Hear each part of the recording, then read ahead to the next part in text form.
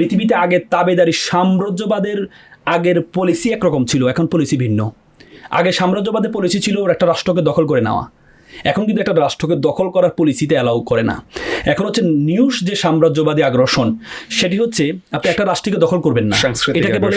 Prostitute নীতির মতো, খুব খারাপভাবে শব্দটা হয়, যে আপনি একটা মেয়েকে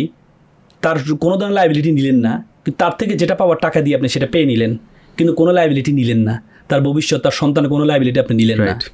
এখনকার আধুনিক সাম্রাজ্যবাদ হচ্ছে আপনি একটা রাষ্ট্রকে দখল করবেন না, কিন্তু তার থেকে যা পাওয়ার আপনি তার থেকে সব শুষে নেবেন, তার থেকে সব কিছু শুষে নেবেন, কিন্তু তার লাইবিলিটি আপনি গ্রহণ করবেন না। আজকে ভারত আর বাংলাদেশকে অনেকে বলে ভারত বাংলাদেশকে দখল করে নিবে, আমি কখনো করবে না, কারণ করলে বাংলাদেশের 19 কোটি মানুষের লাইবিলিটি তাকে নিতে হবে, 10 লক্ষ বেকার, শিক্ষিত বেকারের দা তাকে নিতে হবে, 10 লক্ষ গিয়ে দিল্লিতে গিয়ে চাকরি করবে, সেই লাইবিলিটি তার দরকার হচ্ছে ট্রানজিট দরকার, তার দরকার হচ্ছে করিডোর দরকার, তার দরকার হচ্ছে মাঝখান দিয়ে ট্রেন গিয়ে 7 সিস্টারে যাবে, তার দরকার হচ্ছে 7 সিস্টারের কোনো কি বলে সামুদ্রিক বন্দর নেই, সামুদ্রিক বন্দর ব্যবহার করা, মোগলা সামুদ্রিক বন্দর সে ব্যবহার করেছে, সবকিছু সে ব্যবহার করেছে, ওর দরকার এক্সপোর্ট, ও এক্সপোর্ট করবে, দরকার কি তার আমাদের লাইব্রেরি ছিল না।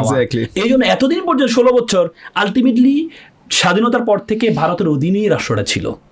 কিন্তু সে আমাদেরকে স্বীকৃতি দেয় নাই, ওই প্রস্টিটিউটের মতো ব্যবহার করেছে।